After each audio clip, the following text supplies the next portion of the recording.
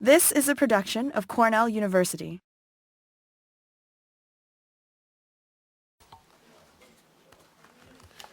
Good afternoon. My name is Ken Clark. I'm the director of Cornell United Religious Work. I'm pleased to welcome all of you here for this afternoon's program featuring Andrian, who has come to speak with us today and to talk to us in relation to the work of her late husband, Carl Sagan, and his interaction with His Holiness the Dalai Lama on several occasions, one during the Dalai Lama's last visit to Ithaca in 1991 and a subsequent trip that Carl and Ann took to India to visit with His Holiness there in the 1990s.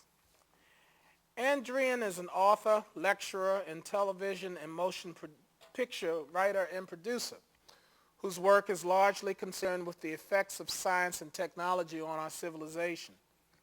She is author or co-author of several books, including the bestsellers Comet and Shadows of Forgotten Ancestors with Carl Sagan. Ann is co-producer and co-creator of the 1997 film Contact, based on the story she co-wrote with Carl Sagan. And far-reaching scientific capacities in regarding many subjects, Ann has lectured widely and appeared on many television programs. For 10 years, she served as secretary for the Federation of American Scientists, the first group ever organized to deal with the dangers of the misuse of science and technology. Ann is founder and president of the Carl Sagan Foundation and founder and CEO of Cosmos Studios, which has produced several documentaries and films for PBS and the A&E networks, and has done far more work than can be enumerated here. Ann, of course, was married to Carl Sagan, one of the great Cornellians, for nearly 2 decades until his death in 1996. Most recently, she has edited Carl's 1985 Gifford Lectures into the book The Varieties of Scientific Experience, which explores Sagan's views on, among many other topics, the relationship between religion and science. For those of you who may not know, the Gifford Lectures is a prestigious lecture given in Scotland, and which has been given and delivered by a number of notable persons, from Arnold Toynbee to Reinhold Niebuhr, among others, who have talked about significant topics in relation to theology and the sciences, among other things. It is from this, and with respect to the Dalai Lama's recent book, The Universe in a Single Atom, that Ann will draw her own reflections on the meetings between these two great and daring intellectual pioneers. This afternoon, we will see a short clip of the 1991 meeting of Sagan and the Dalai Lama here at Cornell.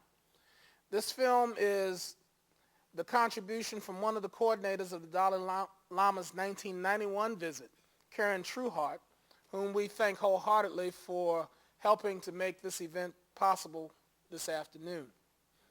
Then Ann will share her reflections on this meeting and a later one that took place in India between Professor Sagan and the Dalai Lama. Ann will then share with us her thoughts on the ongoing and sometimes vitriolic interactions between proponents of science and religion. Are these two, science and religion, utterly irreconcilable as so many would have us believe? Or is there some way for the two to be harmonious partners for the greater good of all living creatures, as Carl Sagan and His Holiness the Dalai Lama agreed? I'm now honored to introduce to you Andrian. Thank you so much. Good afternoon, and thanks so much for coming here today. I want to thank Ken for his very nice introduction, and also to point out that Karen Trueheart, who actually produced and directed the footage we're about to see, is with us here today. To thank her for her work. Some of you look very young, and so I feel I should probably give you some introductory information about Carl Sagan. Carl Sagan was born in Brooklyn in 1934, excuse me, of working class parents. And as a small child, he looked up at the stars and asked everyone he knew, what are they? And most people just said, they're lights in the skies, kid.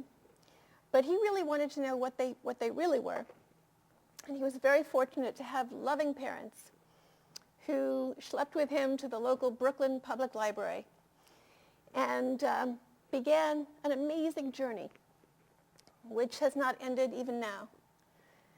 He became an astronomer, and at a time when it was almost considered disreputable, he believed that science was a kind of birthright for everyone, that you couldn't have a democratic society if you had a tiny elite who understood how things worked, and then a great public that was uncomfortable and alienated from the methods and the values and the language of science. And so at a time when scientists really didn't do this very much, he determined that he would go anywhere to share with absolutely anyone the wonder and the awe that science instilled in him. Science was a great liberating force in his life, and he believed that it could be that way for everyone. And so he began appearing on television shows, and the Johnny Carson show, which was one of the first versions of the Tonight Show. And this was at a time when other scientists were horrified at the idea that a reputable scientist, the first man, the first human ever to know the actual temperature of the planet Venus and to discover many of the wonders about Mars that we know today, that someone who was such a serious scientist and a researcher would bother himself with, as the phrase goes, popularizing science. In French, it actually is vulgarizing science.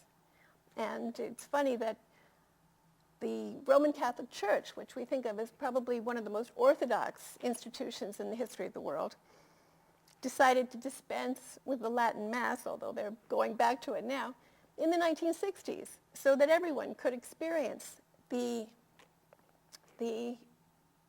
power of the Mass. And Carl believed at that same time that science and the community of scientists should do the same thing, should speak plainly and clearly, not to impress everyone with how much he knew, but with the desire to communicate.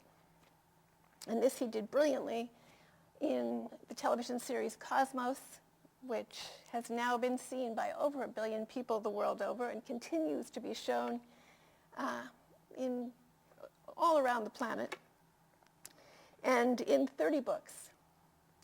And it was in this context that when His Holiness the Dalai Lama came to Ithaca, he was interested in meeting Carl Sagan. And they met in 1991. It was about late January or February, early February. And it was in the immediate aftermath of the birth of our youngest child. So the Carl Sagan you're about to see in this film is a very sleep-deprived Carl Sagan, the father of 5 children, the youngest of whom is only a month old. So let's see this beautiful footage by Karen Trueheart, and then let's talk more about what happened afterwards. Thank you.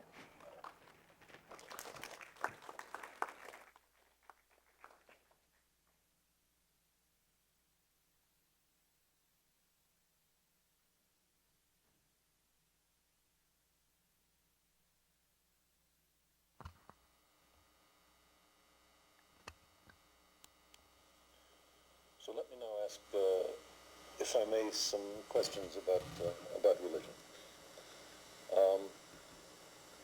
What happens if the doctrine of a religion, Buddhism, let's say, is contradicted by some finding, some discovery in science, let's say. What does a believer in Buddhism do in that case?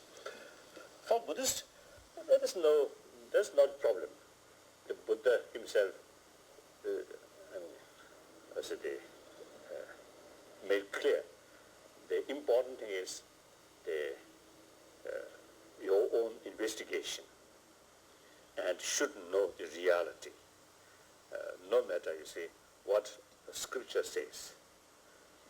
In case your finding is something contradiction or opposite that of the scripture's explanation, then you see you should rely on as a finding rather than on scripture. So that's very much like, Yes. like science. That's right. So I think the basic Buddhist concept, you see, the whole thing, I think at the beginning it is worthwhile or it is better remain skeptical, then carry, you see, experiment through external means as well as, you see, internal means. Then through investigation, if things become clear and convincing, then the time has come to accept or to believe. If through science, if you see proof that after death, you see, no more continuity of, let's say, human mind or continuity of life. If proof, then theoretically speaking, Buddhists have to accept. So what would that do to the doctrine of reincarnation? But I do not think, you see, regarding the existence of continuity of mind or at a more, or life. After yes, after death. You see, the concept about that, I think more, let's say, more reason. Although, you see, acceptance, that kind of, you see, theory may not solve all your question or may not give you the complete satisfaction. But still, you see, that theory is better than the theory of non-existence. So if there is no the continuation of life or continuation of, let's say, being, then you see the original cause of the whole galaxies, you see, including this, say, planet. Now, for example, you see Big Bang theory. Yes, it is all right. It is possible. It's a Big Bang theory. It happened through that way, but doesn't matter. All right. But then why it happened? Then either, you see, you have to accept the things happen accidentally, Yes. without a particular cause. Yes. That also uncomfortable. Still, you see, there are a lot of these questions there. Of course. Then you see another thing, creator. Yes. That also, from the Buddhist viewpoint, that also not so, how to say, a sound answer. If you say creator, why you say creator creates these things? Yes. So that kind of, you see, more questions still there. So, do you believe in God? God, in the sense, is some kind of, how to say, the ultimate reality, then yes, we accept. But God, in the sense as almighty or creator, then Buddhists do not accept. So there's no conceivable finding of science which would make you say that Buddhist doctrine is wrong or that you're no longer a Buddhist? I think, you see, the scientific finding through careful experiment, that Buddhists at once have to accept. So no problem. There's some, there's some, let's say, some scientists, they believe that, or there's some, I think some scientific-minded Buddhist, I think I should say like that way. They say they consider Buddhism is not a religion, but rather it's a science of mind. Or sometimes they call inner science. Buddhism is something like inner science. So regarding my, my own experience, as a result of meeting with scientists in recent years, I developed much contact with scientists, mainly in the field of, say, the cosmology, and then neurobiology, and also the physics, mainly the quantum mechanics, field, and then, of course, psychology. In these fields, there are many, common parallels. So,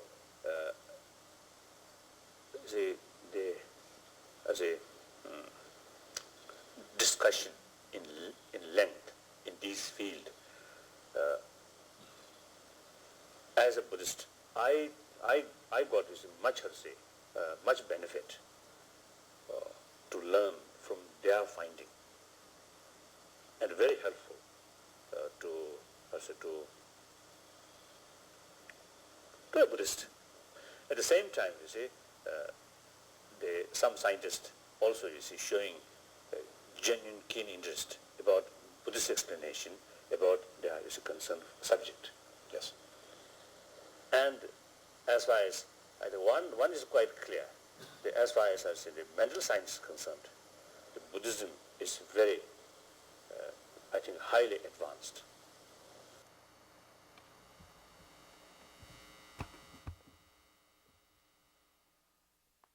I don't know how much of all of that you could hear. I don't think that the sound was as good as it could have been in this auditorium. And I also am so sorry that because of the ambient light, you weren't able to see how beautifully photographed it was. The colors are very rich, and there's a crispness to the footage that Karen made that you really couldn't appreciate from this screening, which is a pity. But I think you did get a sense of, first of all, the extraordinary openness of the Dalai Lama and his lack of defensiveness of any kind, which is so impressive, and it speaks so well for him as a human being. But also Carl's humility. If you saw the longer version of this, you would see that he came with an open mind to ask questions that were where he really wanted to know the answer to the questions. He wasn't just out to create some kind of trap for a person who believed things that he didn't believe. And I think that was one of the many things that was always so impressive about Carl. And it became more true of him the longer he lived. He really wanted to learn. He was really searching, and he was open. But for him, the error-correcting mechanism of the methodology of science was a critical factor in all of his thinking. And for him, it was the highest form of spiritual devoutness. If he knew, as science knows, that we very often wish to believe things that aren't true because they make us feel less afraid or better about ourselves. And he was frightened of that. He felt that science was the greatest mechanism that he had discovered for being able to ferret out those things that we believe merely because we want to believe them, but that may not be true. And I think of him as being one of the most spiritual human beings I've ever known, precisely because of that degree of faithfulness to the methodology of science. He was one of the many discoveries he made. He was a participant in every single NASA mission and many international missions from the dawn of the space age to his death.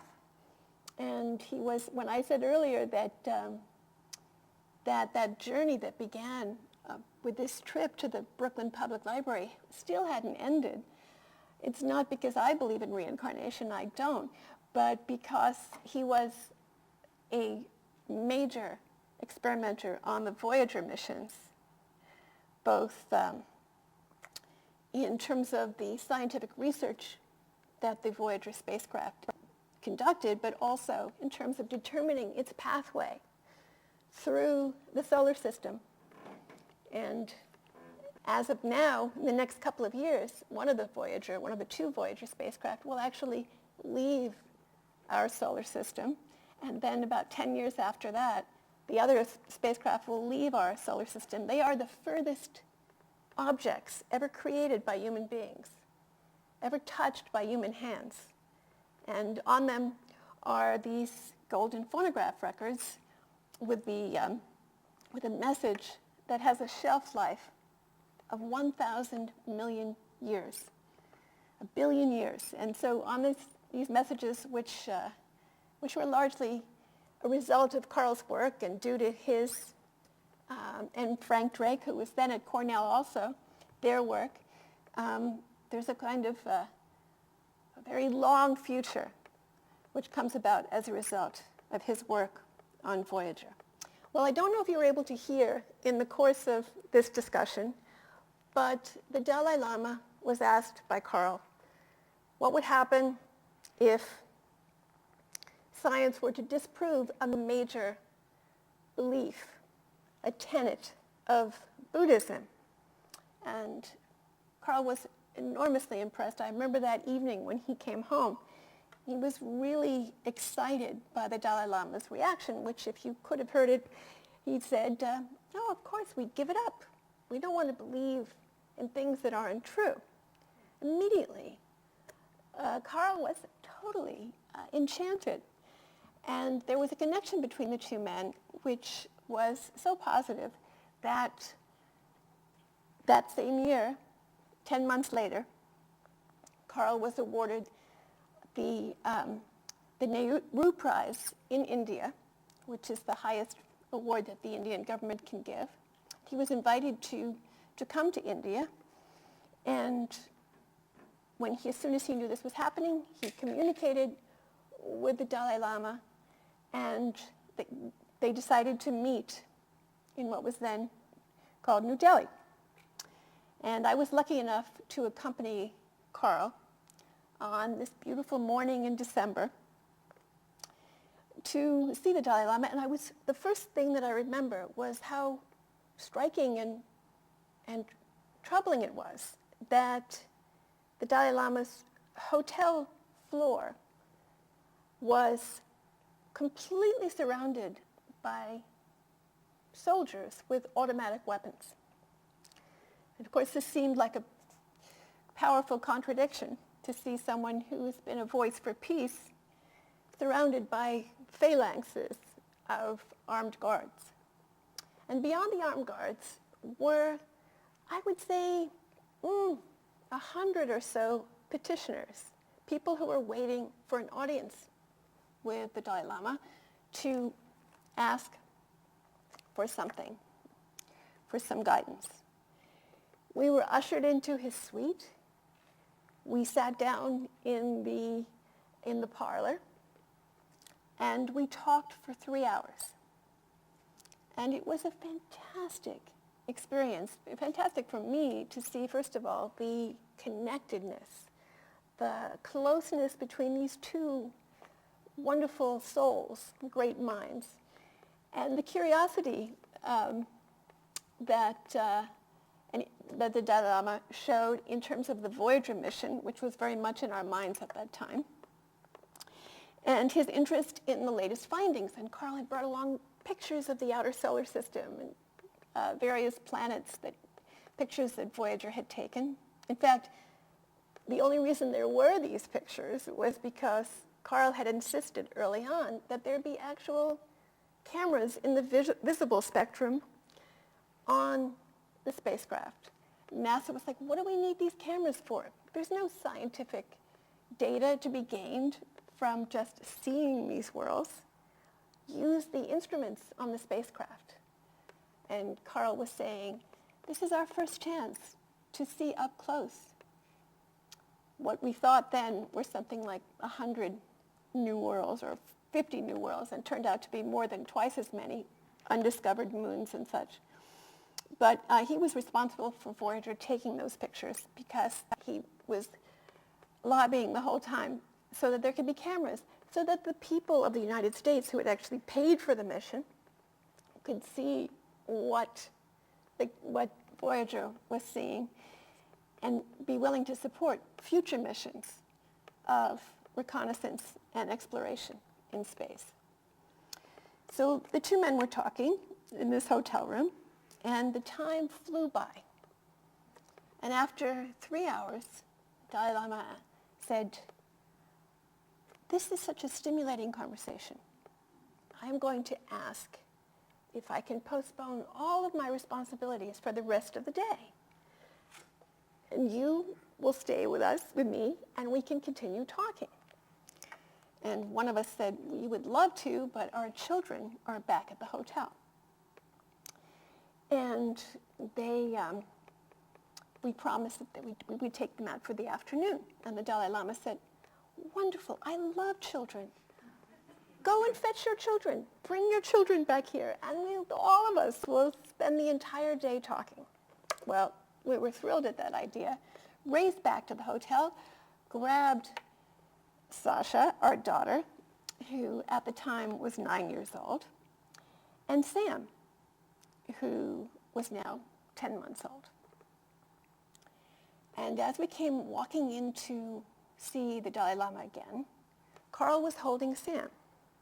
Now, any of you who have ever had a 10-month-old baby you'll know that 10-month-old babies are shy, that they sit like all other primates with their parents, usually on a shoulder.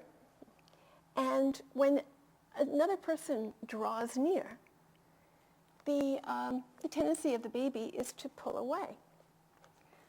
To our astonishment, when our 10-month-old baby, Sam, saw the Dalai Lama, a man dressed as no other man Sam had probably ever seen before, a very beautiful costume, and a total stranger, as soon as Sam saw the Dalai Lama, to our complete astonishment, he leapt from Carl's arms into the arms of the Dalai Lama.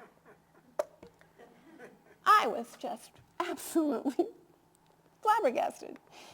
And the Dalai Lama turned to us and he said, "I know you both don't believe in reincarnation, but I have to tell you, this is a great soul."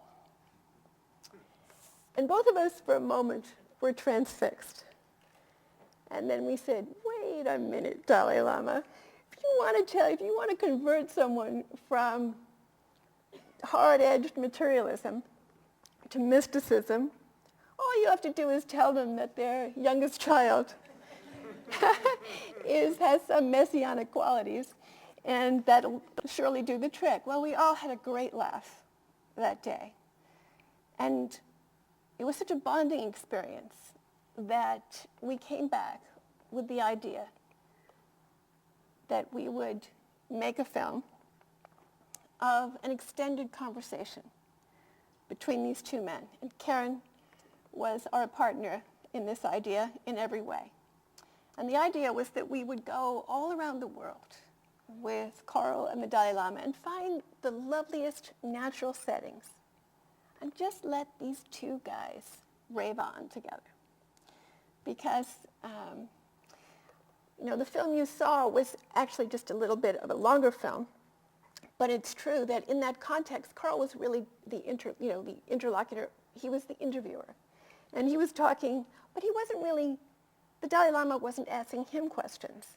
And I don't know if you've seen this wonderful photograph by John Reese, which is on display at various places in Ithaca, I'm told. But here's a moment where Carl was actually giving something back to the Dalai Lama as they discussed a galaxy, I think M31, a nearby galaxy.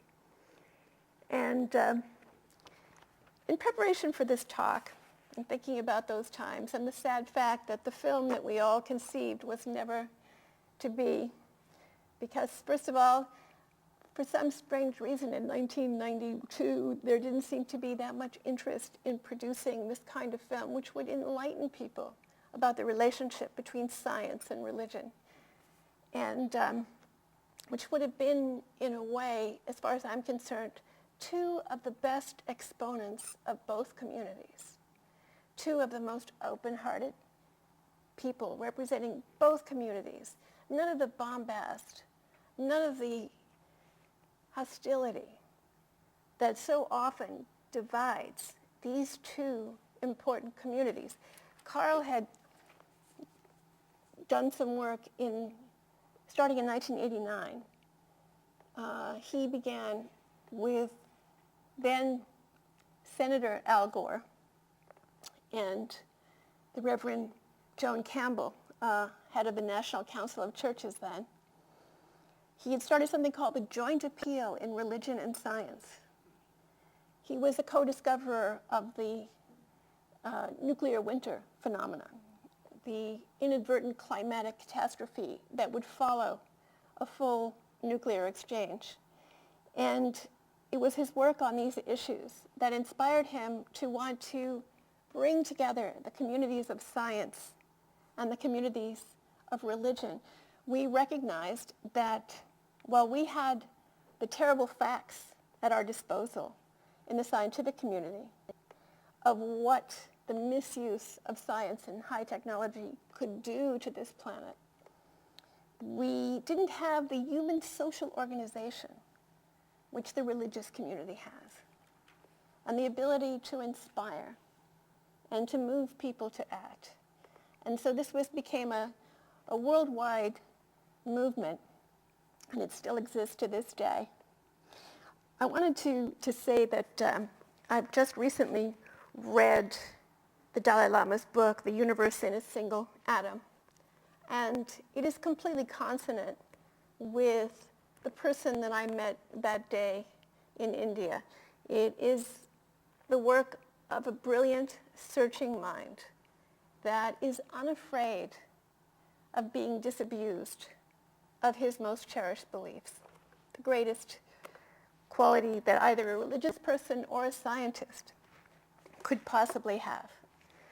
And lest you think that this is something that he has come to recently, I happened, just in the last week, to find my own copy of the New York Times from July 21st, 1969.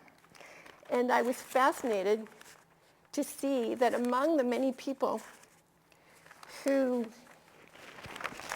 the New York Times saw fit to interview on that day about the moon landing, there was Pablo Picasso, who said, "This doesn't interest me one bit," which was pretty good. There was Vladimir Nabokov, who I think was an Ithacan at that time, who had a typically brilliant response. And there was the Dalai Lama, looking strangely exactly as he does 40 years later, which really I thought was pretty impressive. But if you read what he said that day and what he has written much more recently in this fine book, you'll see that he has consistently been a voice for openness, for exploration, for increasing our horizons.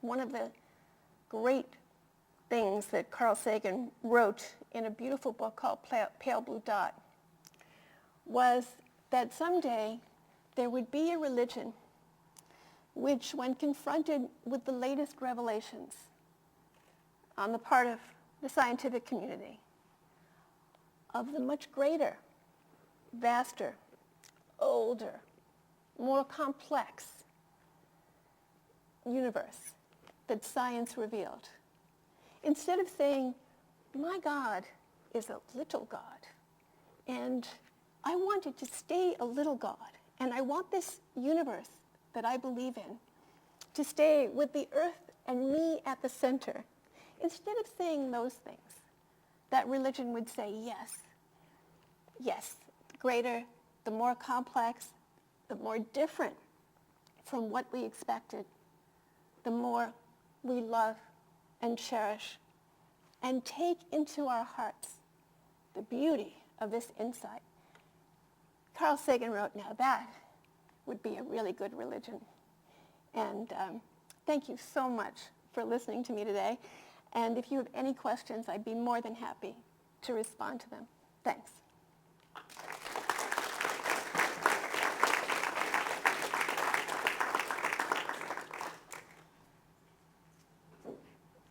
Anybody want to know anything? Okay. Well, okay. Yeah, is there going to be any opportunity to gain access to this complete footage? Karen, would you like to answer this question? It is, at the moment, not, it's not someone just asking what's behind if it was on YouTube. We can work on that. Okay? It is part of 35 hours of footage that we shot last, in 1991 with His Holiness, about 25 of those here on the Cornell campus. And just as the world was not all that interested in documentaries about science and religion, it was not all that interested in documentaries about His Holiness. This was, just at the edge of his soar to being a global figure.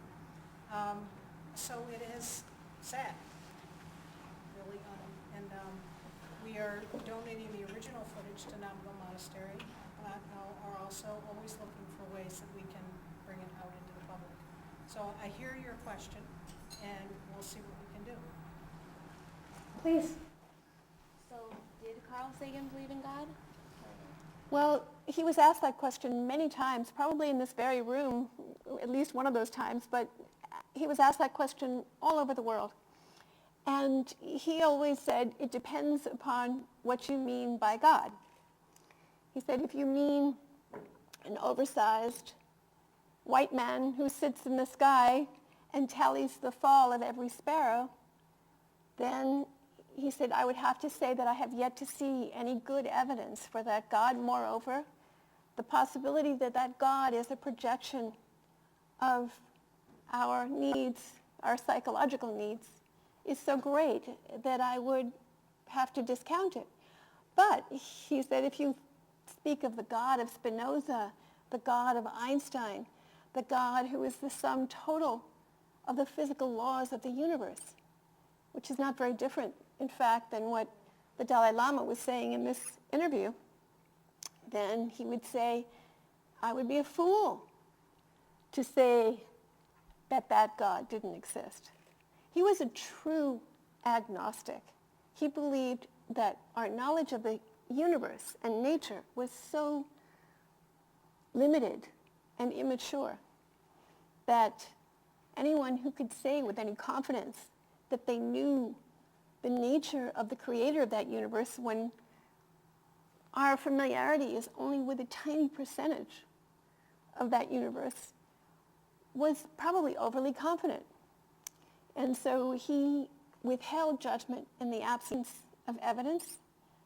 And as I say, I think he took the best values of our religious traditions and lived them in the most conscientious possible way. But he certainly did not believe in God in the conventional sense. Couldn't quite understand what the Dalai Lama said to the same question. Can you paraphrase what he said? Yes, he talked about, in fact, and this may not be part of what was actually shown here, but is elsewhere in Karen's film. He talked about the problem of evil and said that if you believe in a God who is both all compassionate and all powerful, there's a contradiction there which is unsupportable. And that was the Dalai Lama's. He was saying that you don't have to believe in a conventional vision of a powerful God in order to be a Buddhist, that Buddhism is not a religion in that sense, but much more a philosophy of thought and That's what he was saying. Please. I have two things. One is, did they speak about genetic engineering and cloning? And also, the Chinese said to the Dalai Lama, and I saw this in a documentary, that religion is poison. So it's interesting, like what you're saying and how you are explaining, what you've learned from the Dalai Lama, and I'm just seeing for the first time something much more broader that is not just religion. So anyway, I'm very concerned about what China has done to Tibet, and also to Buddhism and religion, and the more you learn about it, like what you're saying now, it's so incredible that the Dalai Lama had that. I'm learning for the first time. Just the diversity of his thinking. So if you could, talk about those two things, I appreciate it. Thank you, Faye. Well, I don't know if they specifically talked about cloning and genetic engineering. They certainly talked about the danger of the misuse of science and high technology, which was a grave concern to both of them, and for obvious reasons. But I do remember them agreeing that the greatest possible antidote to the inevitable misuse of science was an informed public. And that was the only hope. That just as religion has been horribly misused, obviously science has also been horribly misused, and that the only hope are these error-correcting mechanisms. And the idea that each of us becomes someone who's who's aware of what is going on, and does what we can to combat that. And then the second question was about China. Yes, he talks in the interviews very forcefully, the Dalai Lama does, about his concern, that his need to be a political leader as well as a religious leader, and his concern for his people. And I remember that the very first thing that he said to us in India was that he had been thinking about their conversation, and he said, science is what we need.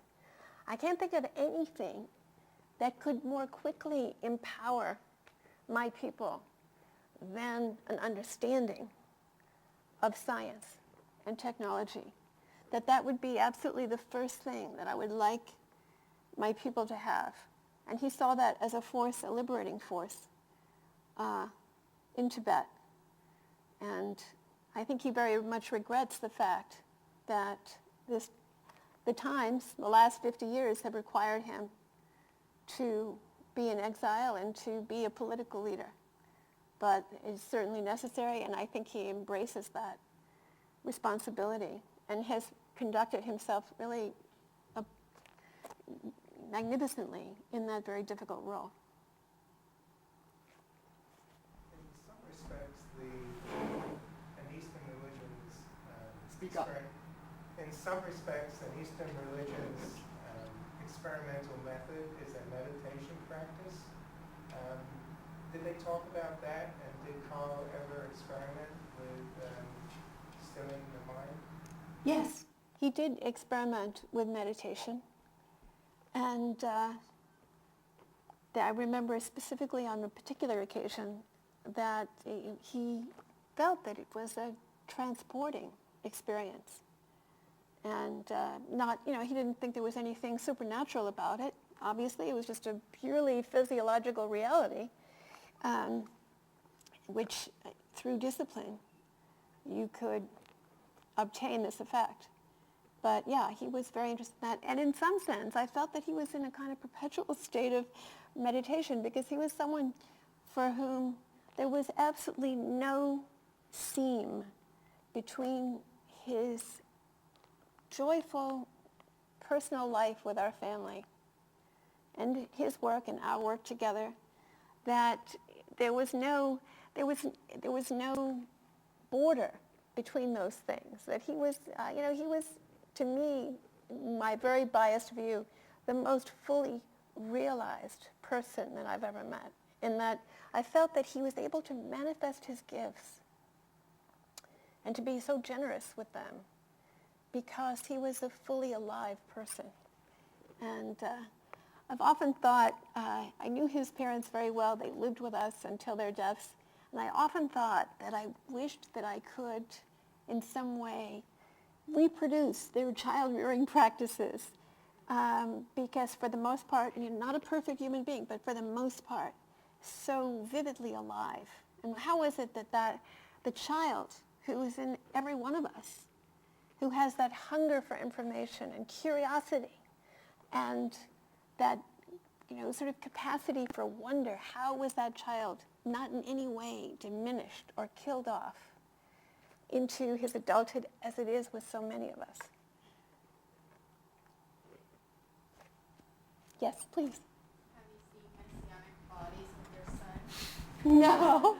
Let me tell you, my son, who is probably taking his written driving test this moment, or is probably just finished, my son is, you see, that's the wonder of life. That's why I love science. And for me, science is my spiritual discipline. Here's this 16-year-old boy who, when I look at him, I see Carl. Not that he and Carl are indivisible in terms of their personalities, but there's so much of Carl that lives on in him, and it's such a thrill, and in my daughter as well. Although in my son is tall, slender, black hair, eyelashes out to here. I look at his hands, he has beautiful, long, tapered fingers, and I see Carl's hands. And without believing in anything supernatural, but just the wonder of biology, and the wonder that when we become as close to another person as we are capable of becoming, that our DNA, which goes back 4 billion years, an unbroken thread, going back to the very, very first beginnings, the first stirrings of life, that at that moment of rapture with another person, we combine the secret message of life that goes back to the very beginning of life, and another person, another being, or more, or two, come to be. That is the wonder of it, and how I wish that that's what we instilled in our children when they're very small. Instead of stories which in a way are a little bit antithetical to the natural and to nature and the glory of nature, if we told our children the wonder of this amazing reality. My son is not a scientist. He's a great writer, terrific, talented writer, brilliant. But the thing about him, very great sense of humor, witty. He's only 16, people think he's 24. The thing about him is that he has his father's character, that goodness, that really, really is striking. And I don't know, not messianic, pretty normal, but really great kid. Did Carl and the Dalai Lama have any dialogue about the place of faith?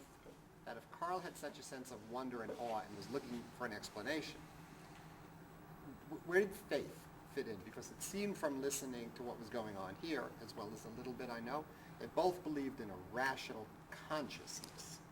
So where does faith fit into a rational consciousness? Well, I wouldn't presume to speak at all for the Dalai Lama, and I wouldn't presume to do that for Carl, but I can tell you that he had absolutely no faith. He had hope, he had optimism, but he believed that faith was antithetical to the values of science. Did they speak about that at all? He spoke about it quite a bit. No, together, the two of them? That they must have. But I kind of think since they both had very much a very similar perspective, that it may not have been something they dwelled on, because they were probably looking for the places that they didn't agree about, because they agreed about so much. and faith wouldn't have been one. But Karen, I think. I might be able to say at least something about that, and then Ted might, who is from Namgyal, might also. In the interview, when Carl asked the question about is there any finding of science that would make you say you're not a Buddhist anymore, the Dalai Lama's response then, and I've seen it in writing as well, was that even the Buddha said that we should question his teachings. That when you find something that doesn't sit with you, that you should, in the beginning, it's always best to remain skeptical. And then you heard him say, if you'd heard, that through inner and outer investigation, here's where the use of contemplative practices, in inner investigation and then outer investigation, the way is really a scientific method. You come individually to know what you accept and you believe, but that is my understanding of one of the foundations of Buddhism. Start out skeptical. Now, in answer directly to where does that leave faith?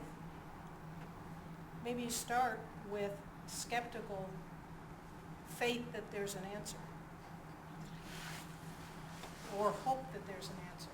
But to come to something really concrete within, really meaningful, really sustainable within yourself, it requires your dedication, discipline, both an inner and an outer way to come, and that even the Buddha's teachings, or maybe especially the Buddha's teachings, should not be exempt from that inquiry.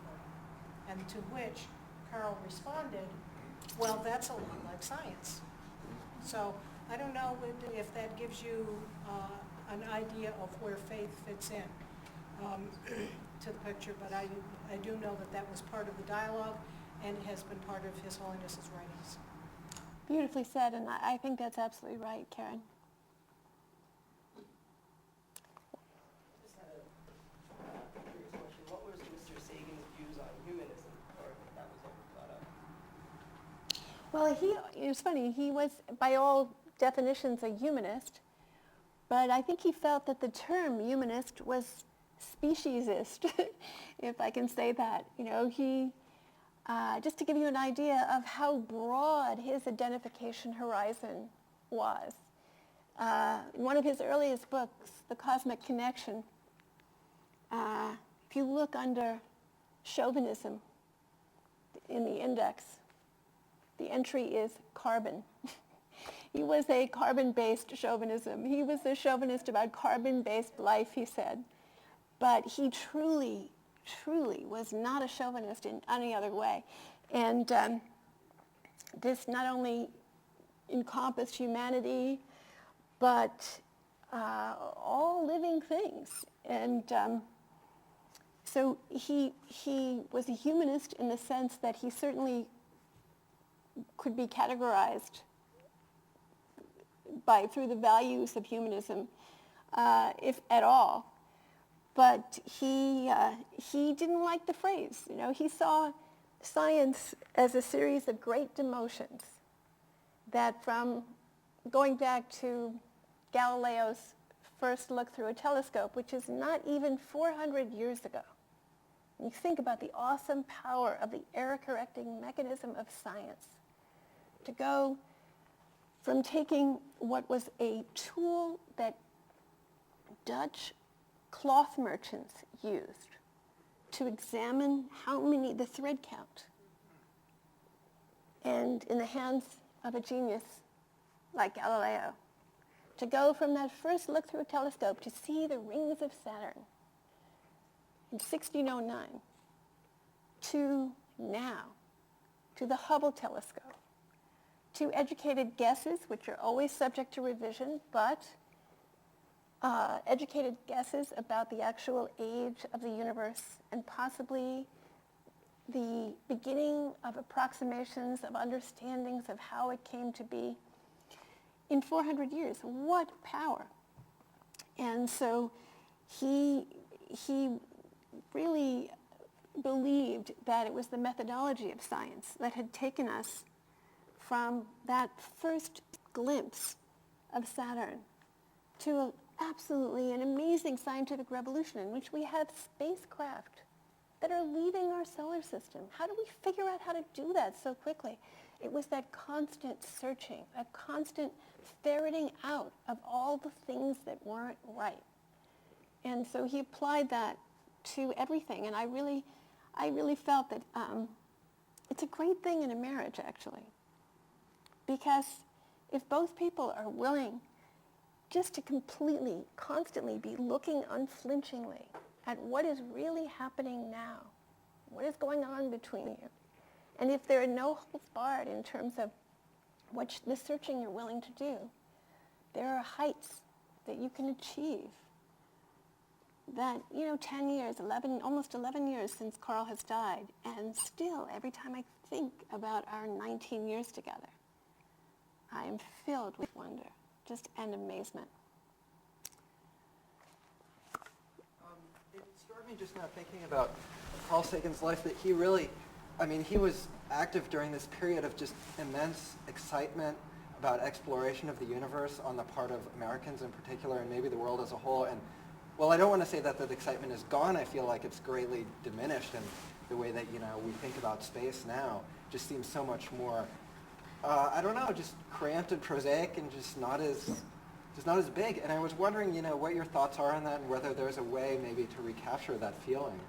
Oh, what a great question. Well, I completely agree with your assessment, and I think one of the reasons we're in this predicament is that spiritually we have been through a long, great leap backwards, where, how a toddler, 2-year-old, leaves the mother's skirts or the mother's knees and goes out into the world, makes some little quick foray into the world, and then comes scrambling back for the safety of the mother. I feel like that's what happened since this. Part of it is because we've been in an incredibly reactionary period of American history, horrendous in the values that we had 30, 40 years ago, that we have turned our back on, and that we have gone backwards. And I don't have to go into any of the details. I know they're all vivid in all of your minds. And but that's the fact of it, is that we're living in a sad little moment in our history. But it's also true that the pendulum has a tendency to swing back and forth. And I'm 58 in my lifetime. I've seen the pendulum go back and forth several times. I feel like now we're on a bit of an upswing. And while it's true that we've lost the magical excitement about exploration, in my opinion, to a small degree, it's because we don't have a Carl Sagan right now who can excite people with our oneness with the cosmos.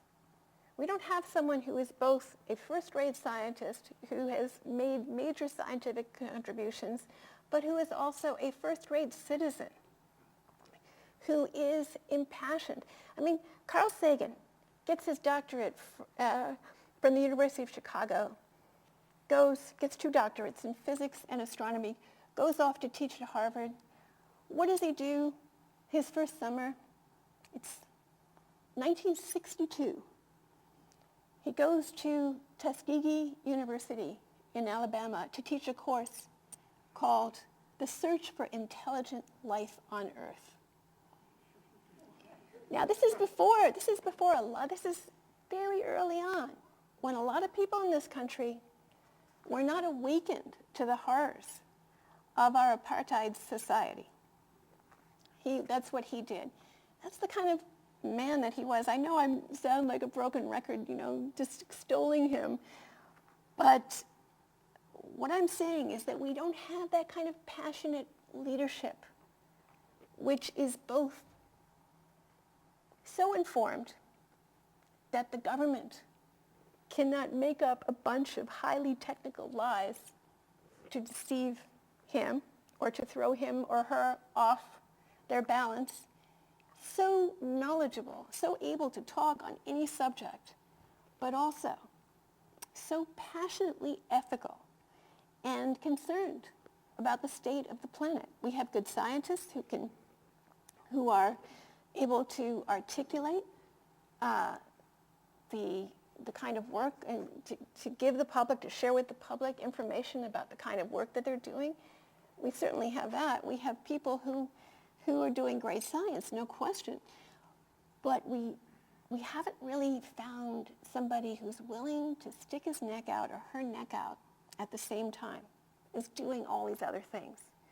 And I think that's what we need, is we need someone who is both versed in these arcane arts and sciences, but who is also willing to get into any kind of trouble